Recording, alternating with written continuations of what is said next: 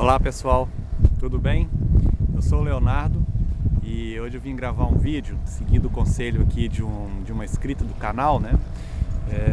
Que quem acompanhou meu último vídeo viu que eu abordei aí um tema, né, que das pessoas que realmente querem vir para Portugal, residir aqui nesse país, e que um dos principais fatos que a gente acompanha, né, que está faltando mesmo nas pessoas é o planejamento, né, um planejamento bem feito, né, para poder chegar aqui em Portugal de forma mais segura e poder estar amenizando, né, os riscos. Isso é à medida, claro, que dentro do possível e dentro da possibilidade de cada um, né? Então eu gostei muito desse tema que ela me sugeriu. Realmente eu não tinha pensado nisso, mas eu mapeei aqui alguns pontos importantes, tá? A nível de planejamento, para quem está querendo vir para Portugal, poder aí abrir um pouco a mente, tá? Perante isso, tá? Então, pessoal, em primeiro ponto aqui eu coloquei o planejamento financeiro, né? Realmente é um dos pontos mais importantes, você se planejar bem financeiramente, tá? Mais uma vez eu digo, a internet está cheia de vídeos falando sobre preço de produtos, preço de roupa, preço de mercado e também custo de vida. Eu tenho, tá, 2 vídeos aí no meu canal falando sobre custo de vida, tá? Se vocês quiserem dar uma olhada, realmente assim, é o custo de vida de uma família, tá, de 2 adultos, né, eu e minha esposa e o meu filho de 5 anos, tá? Então esse custo de vida é baseado, tá, numa família de um casal com um filho pequeno, né, de 5 anos, que agora tem 6, tá bem?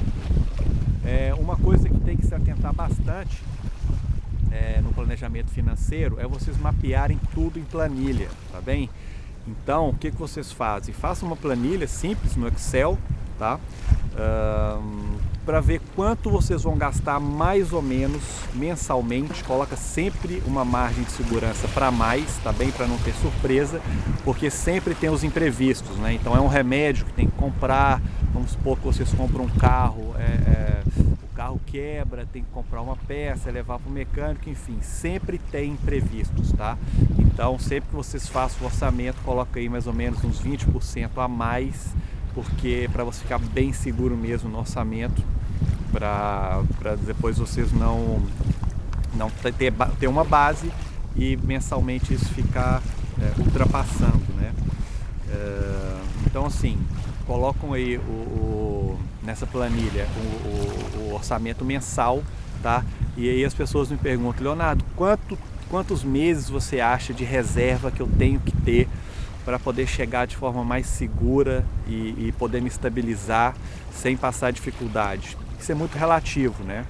A gente que está aqui e vê as pessoas chegando, a gente realmente vê pessoas bem controladas chegando, realmente gastando somente o necessário, o básico mesmo, para poder iniciar aqui a fase delas no país. Mas a gente vê, por outro lado, também pessoas gastando muito, tá? Já vi pessoas morando de aluguel com BMW de 30, 40 mil euros, tá?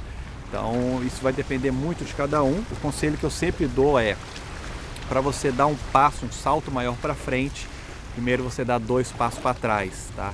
Então você chega aqui, realmente simplifique sua vida, tá?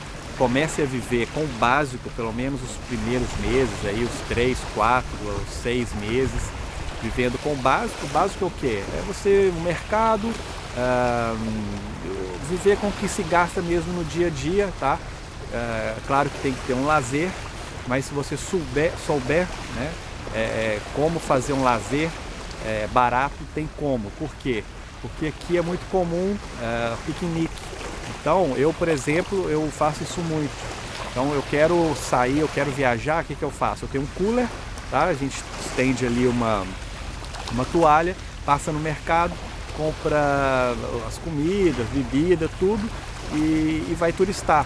Então, como é um país pequeno, tem muita coisa aqui perto para se conhecer. Sempre tem coisas perto, independente de onde você mora. Quando você chegar vai ser tudo novo, então vocês vão conseguir realmente desbravar muita coisa gastando muito pouco, tá? Então o lazer tem que ter, é essencial, mas só não se atente se atente a não ficar gastando muito com lazer, porque realmente isso pode descontrolar um pouquinho, tá? Um outro ponto que tem realmente que colocar na balança é o nível do arrendamento, né, que é o aluguel. Então, vocês devem estar acompanhando aí em outros canais, eu vejo que tem muita gente falando sobre isso. A maior dificuldade hoje de uma imigração é o arrendamento, porque realmente está muito caro, não tem, é muito difícil mesmo conseguir um bom apartamento. Então a procura está muito maior, tá, do que a oferta, e isso faz com que os preços vão lá em cima, né? Os preços realmente ficam bem inflacionados. Então isso é o maior dificultador hoje da imigração, na minha opinião, é o arrendamento, tá? Porque um apartamento aí de 2 quartos vai pagar aí pelo menos uns 550 euros, um quarto 400 e poucos euros, isso quando acha, tá? Isso quando tem.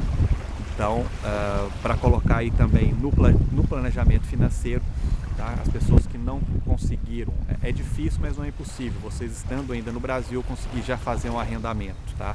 A gente tenta ajudar da maneira que a gente consegue, que a gente tem aqui alguns clientes que trabalham com investimento em imóveis, e como eles sabem que a gente realmente traz muito empresário para cá, então às vezes eles falam: olha, Leonardo, tem um apartamento que vai vagar dia tal, e tem algum empresário chegando, e a gente sempre, às vezes, consegue já encaixar alguma coisa aqui, outra ali, mas no geral tá bem difícil, tá? Então coloquem na balança, se vocês vierem de hotel ou Airbnb, façam uma boa reserva, tá? Porque às vezes pode ter sorte de conseguir em uma semana, mas eu já vi clientes aqui chegando e com 2 meses em Airbnb não conseguiram ainda fazer um arrendamento, tá? Coloquem bem isso na balança, porque se vocês vierem com o orçamento todo certinho, isso aí pode desregular tudo, tá bem? Outra coisa vocês podem colocar também aí para analisar é a compra do imóvel, tá? Porque principalmente das pessoas que ainda têm renda fixa no Brasil, né? Pessoas que estão trabalhando, que têm imposto de renda no Brasil, que estão registradas, funcionário público, aposentados, enfim, pessoas que têm rendimentos vindo do Brasil, tá? Aqui se consegue financiar, tá? Tem uma modalidade de financiamento aqui, que é o financiamento para pessoas não residentes, tá?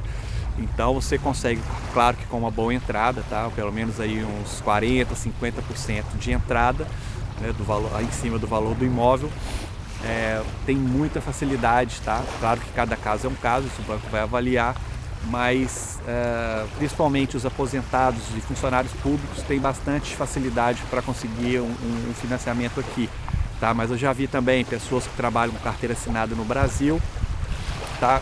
Chegam aqui e conseguem também um financiamento comprovando os rendimentos do Brasil, tá? Então, por exemplo, eu estou me programando para daqui a um ano vir morar em Portugal. Eu já tenho certeza, eu sei que é isso que eu quero, eu sei que eu quero passar o resto da minha vida nesse país. Então, o que eu faria nessa situação?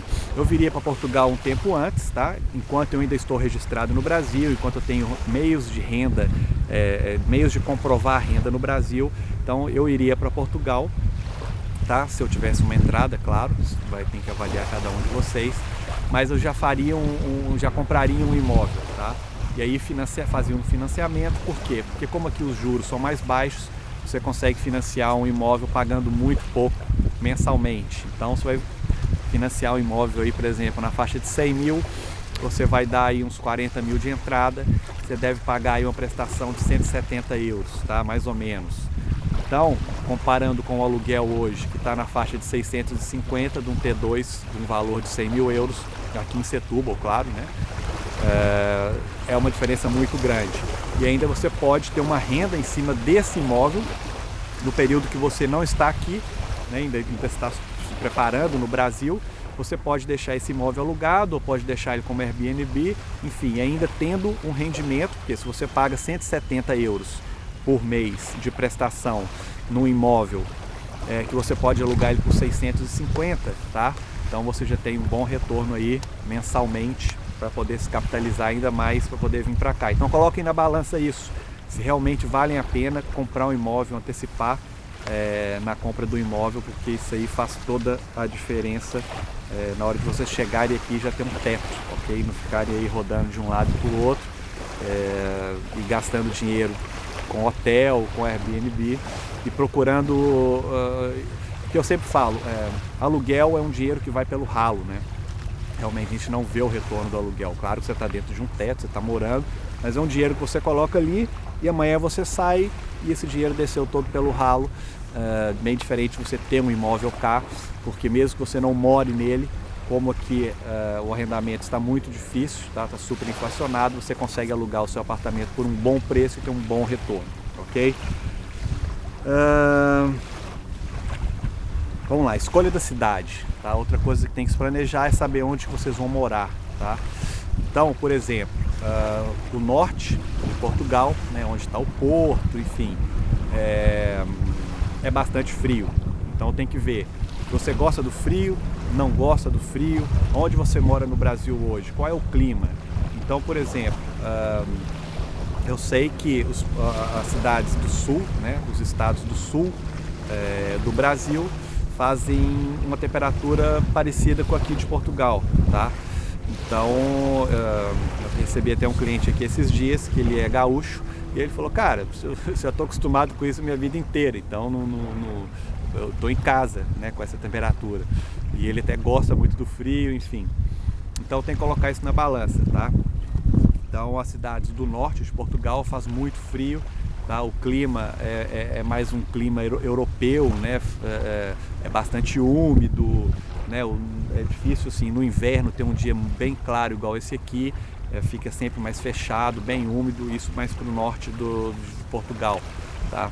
Se vocês vierem para o lado de Lisboa, os arredores de Lisboa, tem que se preparar porque é uma região muito cara, uma região que os imóveis estão, tanto para compra quanto para aluguel, tão impraticáveis, tem que colocar isso tudo na balança, mesmo nos arredores ali, Odivelas,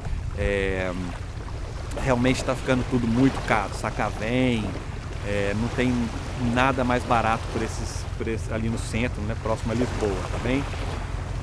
A outra opção, tá, que é a opção realmente mais em conta, que realmente os imigrantes estão vindo muito, é para a margem sul do Rio Tejo, né? Você atravessa a ponte e tem ali as cidades da margem sul, Almada, Alcochete, Montijo, Pinhal Novo, Setúbal. Então assim, levando em consideração que quanto mais próximo de Lisboa, mais caro, quanto mais distante, teoricamente mais barato, tá bem? Você sabe que eu estou na cidade de Setúbal e fica a 45 km de Lisboa, ok? Uma outra opção, tá? É ir para o Alentejo, né? Muita gente não conhece o Alentejo, tá? É uma região espetacular, tá? Uma região mais rústica de Portugal, cercada de castelos, onde tem ali comidas muito típicas, tradicionais.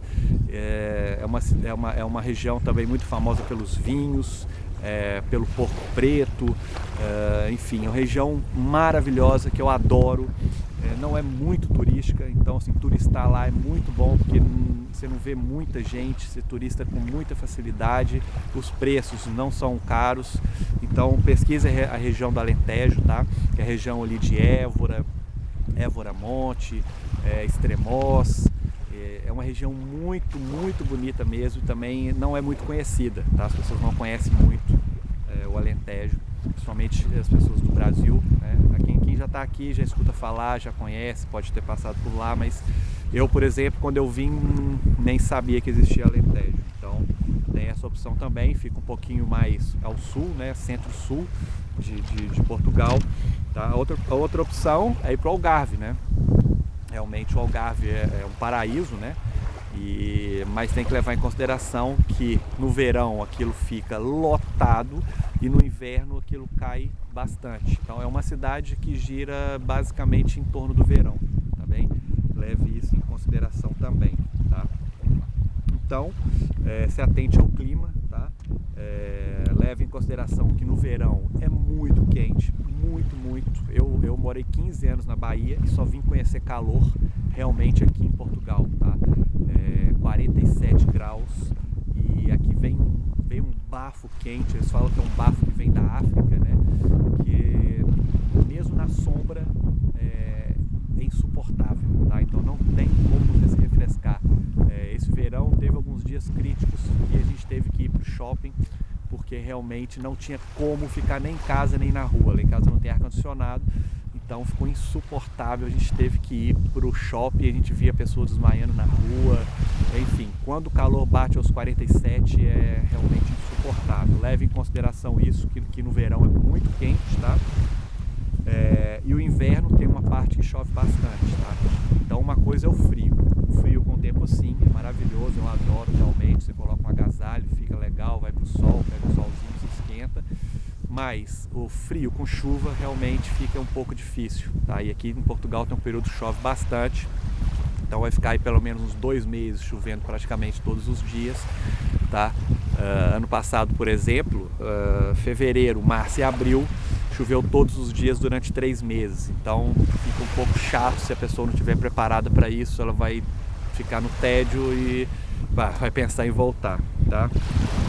Comida também, tem que se pensar na comida, né?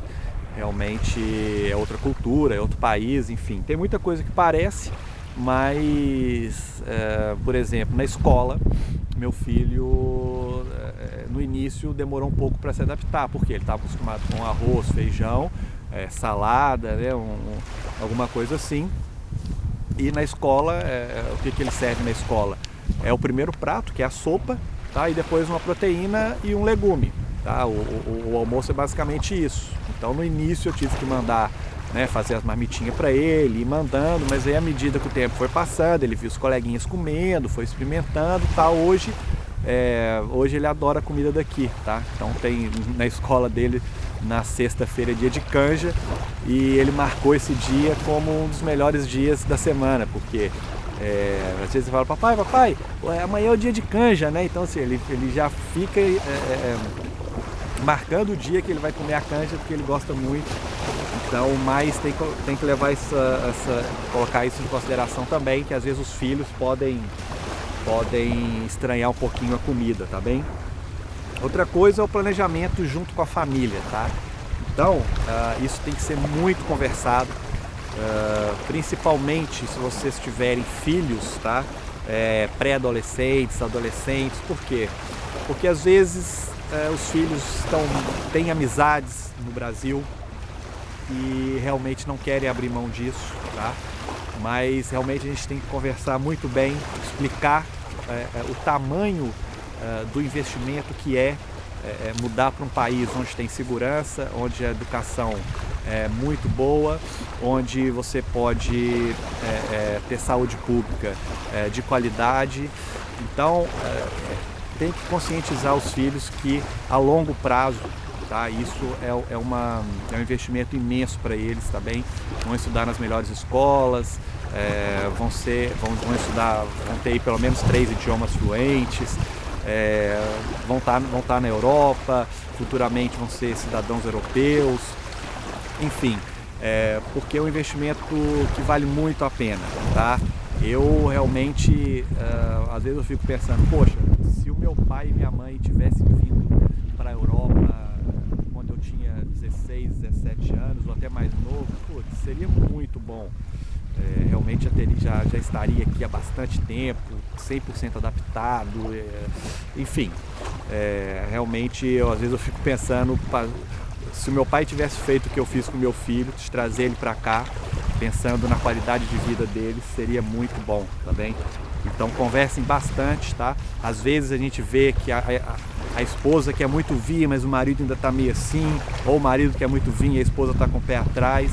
Isso tem que ser uma coisa muito, muito conversada, muito discutida sobre toda a família, tá? Porque tem os pós e tem os contras, tá? Então tem que colocar na balança o seguinte, vocês ganham muita coisa vindo, mas também perdem muita coisa. Mas na minha opinião, tá?